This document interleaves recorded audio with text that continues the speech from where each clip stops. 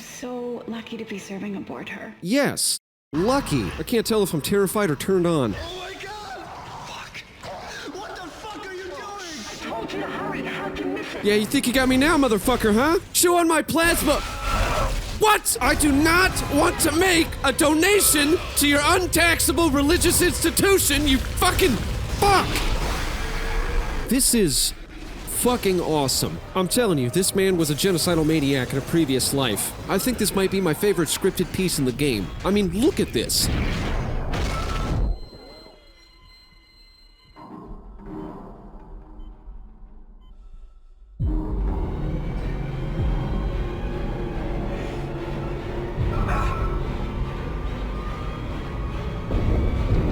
Now that is how you conclude a narrative point.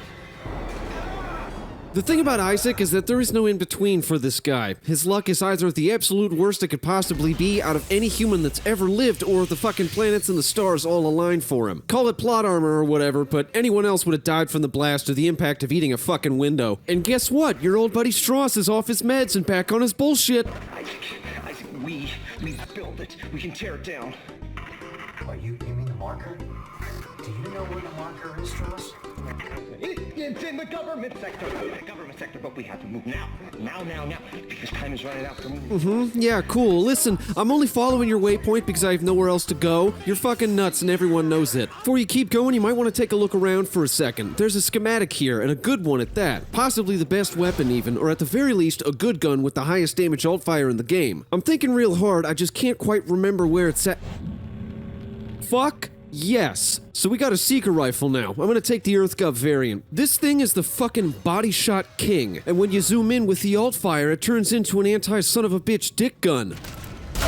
I don't know what that is, but that's what it turns into. I don't make the rules, I just enforce them. Might want to take this to one of the benches real quick. That extra 5% damage adds up, believe me. You can max out its alt fire damage, which pushes it to 100 points. That'll one-shot just about any monster in the game. This gun fucks.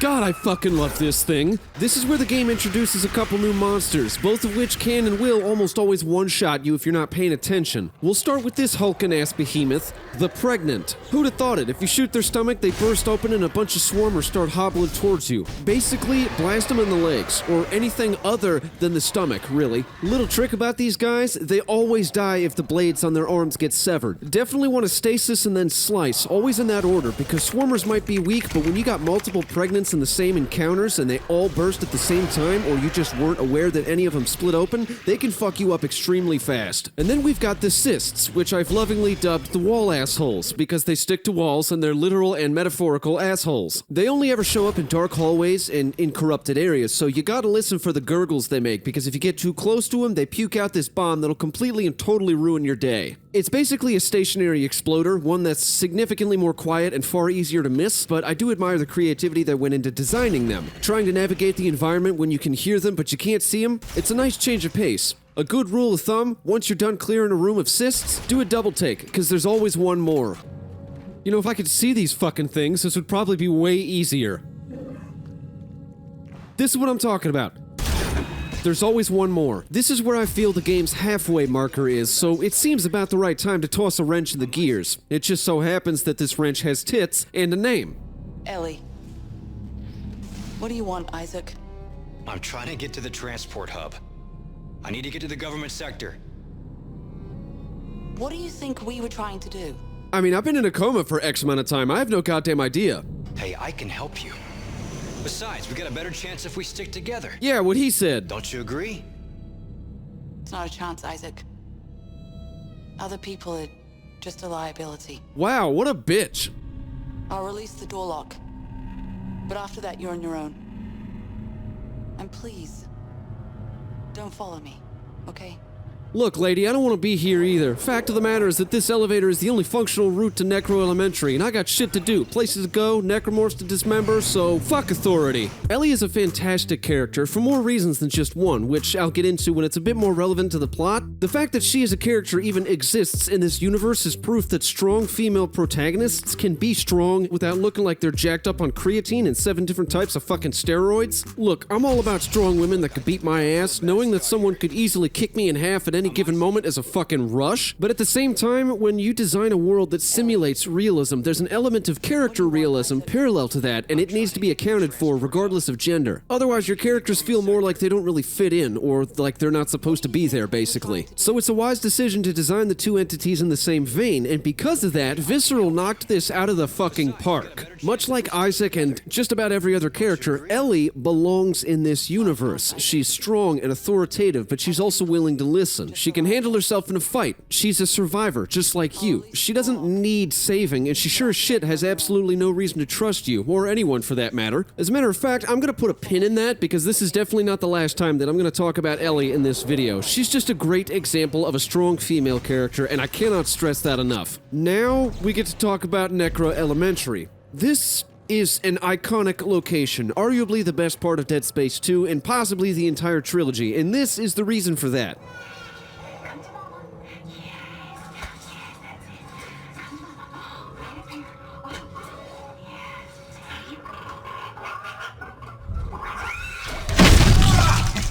Fuck yes, that is how you change gears. In retrospect, I feel kind of weird because I'm basically just jacking off Visceral since they literally blew up a baby. I mean, it's still awesome, but I'm a little conflicted. I think this makes me a bastard. Okay, everyone.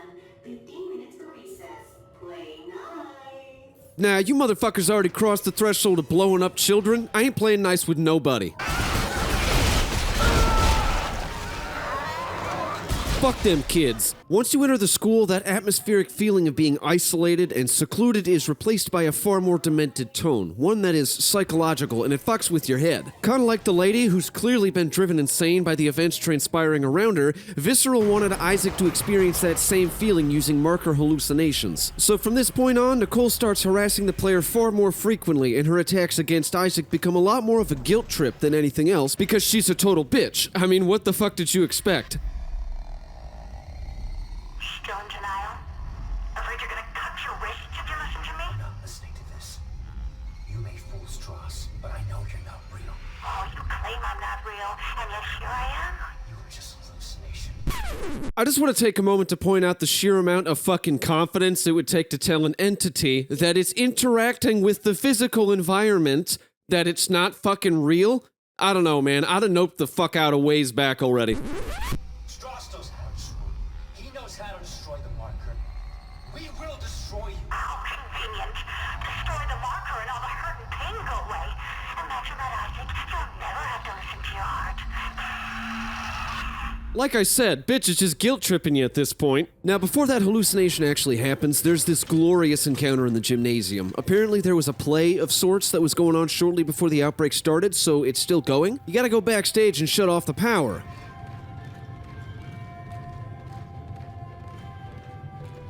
God damn it, every fucking time. Fuck the sun. Like I was saying, you cut off the power and then this happens. You get bum rushed by the pack and an infector, which will make your life a pain in the ass by converting the human bodies on the floors into slashers. It's really just a shooting gallery at this point. It's difficult to die here, even on hardcore. I don't know why this encounter was so cool. I just remember it so vividly for whatever reason.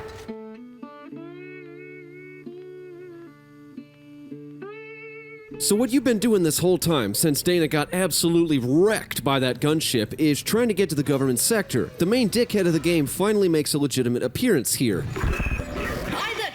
We're up here! Come on, move. Hello, Isaac. Well, this brings up bad memories. I barely managed to escape the CEC facility this morning. Wait, you're CEC? Heavy equipment pilot, class 4. You? Engineer. Nerd. Figures. What a bitch. Did I mention that Tideman cuts off all the power and the life support? He's a topic all on his own, but right now, he's just being a sorry sack of shit to you. Two remaining runners, Clark and Strauss. I knew it was only a matter of time before you reached the transit hub. You would find the train inoperable. Are you insane? You cut off power to life support. There may be other survivors over here. Public sector is already beyond acceptable recovery conditions. I can't allow you to escape. Goodbye, Clark. Remember how I said he's a dickhead? You've seen him on holoprojector screens and rig projectors from Dead Military, but this is the first time he directly contacts you, the player. And then, just to be even more of a fuck, he sicks a brute on you. Of course, that's what the Seeker rifle's for, turning problems into giblets, freeze them with stasis, and then target the shoulders. That brute's a fucking pushover. Why did Tiedemann turn off the power? What did you do to piss him off so much? Ellie, do you know what a marker is? Yeah. The unitologist on my crew wouldn't shut up about it. Why? Is it real? Yeah, it's real. Tiedemann made one using codes, patterns stored in our heads, mine and Strauss. Everything that's happening on this station is happening because of that marker. I have to get to it and destroy it, and I need Strauss to tell me how. You're a strange man, Isaac. What a bitch! Help me. We're about to suffocate, so I think I'm better. And then... oh god, this part. So you gotta activate the solar panels, right? Because Tiedemann cut off all the power. So you have to do this elevator thing in 0G, which is cool the first time you have to do it, and then you have to ride the elevator all the way up to the top. If only it were actually that easy.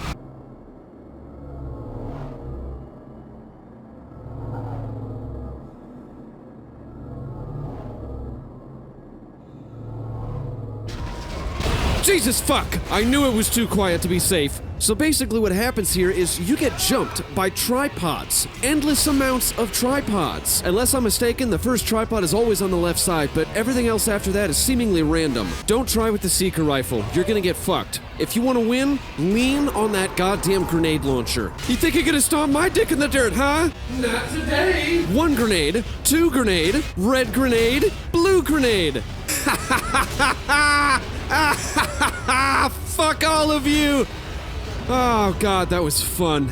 And then everything quiets back down. It's just you and the vacuum. Nothing else. It's almost as if the storm has passed, if you will, and as much as I hate this part, it's a really cool fucking feeling. Okay, so on the real, I actually got my dick smashed in there 1,000 times. That's actually a really challenging part, and one of the things that kind of exacerbates that difficulty is the fact that the elevator itself is bugged. I can't exactly explain what's happening here. What I'm reading says that this is some sort of error that's tied to VSync and refresh rate, which doesn't sound too far-fetched seeing as the game itself tends to have lots and lots of problems when it's rendering anything past 60 frames. Anyway, just for future reference, if you ever plan on playing this game, just keep in mind this elevator section does not fucking work all the time, and it's really goddamn annoying. The elevator gets stuck all the time, and it makes me want to fucking cry. Also, this happened, which put me in a right foul fucking mood.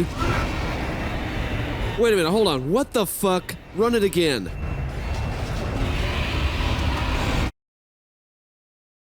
Bullshit! I think Visceral realized that their elevator was a shit show, because right after this, I got the schematic for the Force gun. Still, concentrate. Yeah.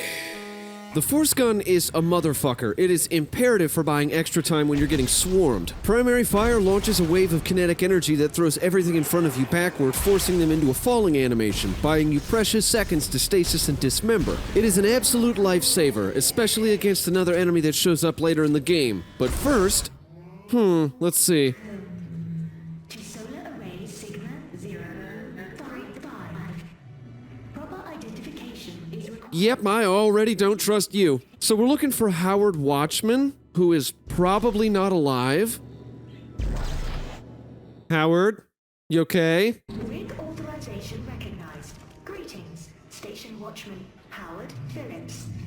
I hope you slept well. It's just a shot in the dark here, but I'm pretty sure he's dead. Just down the hallway leads to an extremely dangerous battle. Take a look at this.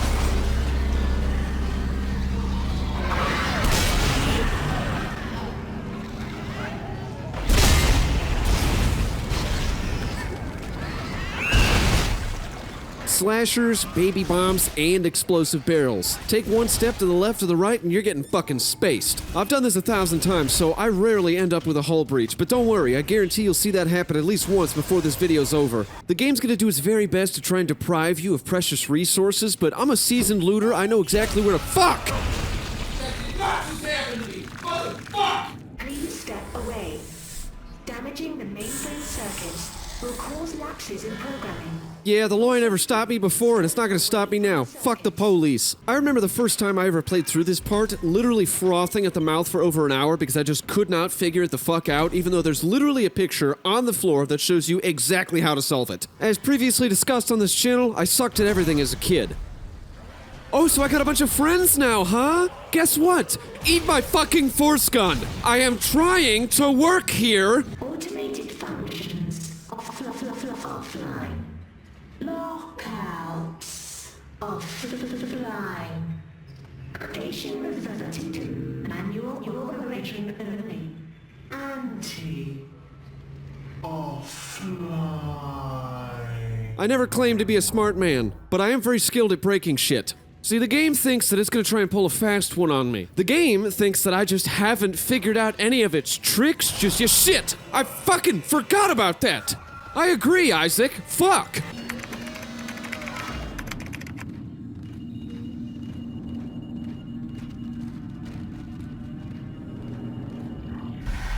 do you do it?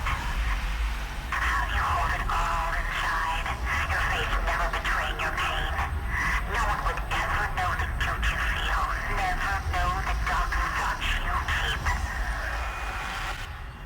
I mean, if I'm being completely honest, I've just been repressing everything for all 30 years of my life. It's not healthy. Definitely would not recommend. There is something about this section of the game that is just absolutely fucking incredible, and I can't quite put my finger on it. I'm really big into like sci-fi and space and that type of stuff, so this section here is just the icing, the cake, and the fucking cherry. 360 degrees of free movement in fucking space. Outside of the station, there are O2 tanks all around the solar arrays, so provided you have enough oxygen in your rig, you can basically just explore as long as you'd like. There are at least one or two dickheads out here though. One specifically fires explosive projectiles at you and they track, and Jesus Christ do they fucking hurt. Don't really worry about blasting those, just fire at the tentacle monster itself. Shoot all three of the yellow infected sacks.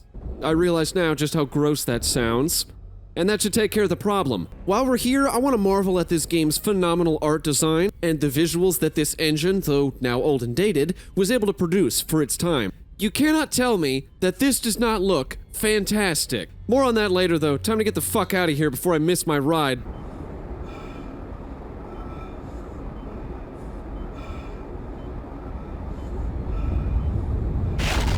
God damn it. I knew it was gonna move. More on that later though. Time to get the fuck out of here before I miss my ride. And this time I'm not gonna get splattered either.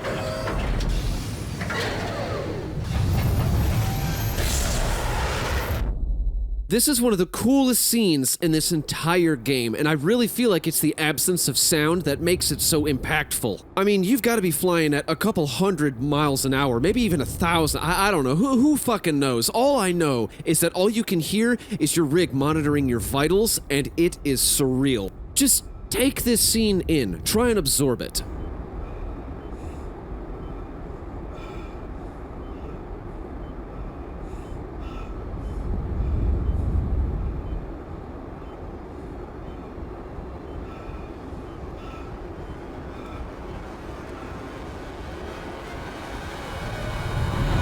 Remember how I said this man's got some serious fucking plot armor? This is another one of those scenarios where any other normal human being would have fucking died. On the flip side though, that is one hell of a way to make an entrance. You're back at the central hub. Again. Time to stop at the store and stock up on anything like med packs or rounds that you might need, maybe a few condoms because you're bound to get fucked, because there's what I'd like to think is the first genuinely challenging swarm headed your way. You've got packs, armored slashers, pukers, leapers, all ready to shatter your kneecaps and cut you to pieces. This area claimed me 3 times. I'm not proud of that fact.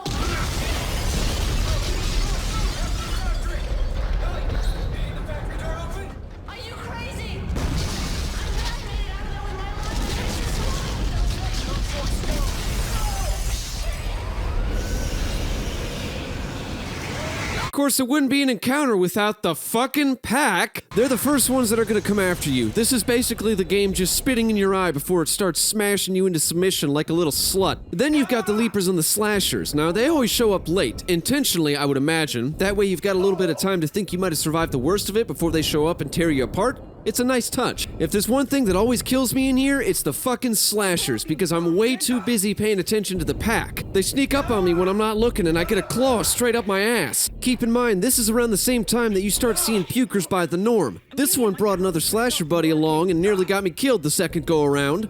Fuck your leg. After that, it's packs and pukers and slashers and, well, basically just everything. It is the game throwing every single monster you've seen up to this point at you, all at the same time. You're almost guaranteed to die the first time through. It starts off slow, just with the packs, but there's no sound, so you can't hear when a vent is broken and a slasher or a puker enters the arena. They just kind of show up out of fucking nowhere, and they almost always get a cheap shot on you as a result. But finally, with some luck and some twitchy reflexes, I've made it through because I've got no life, and this is just kind of what I do now. And you're rewarded with some more insight into Ellie's character.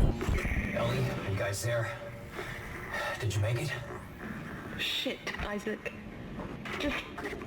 shit. Hey, take it easy. It's okay. No, it's not. I was right here this morning with a crew of 30 people.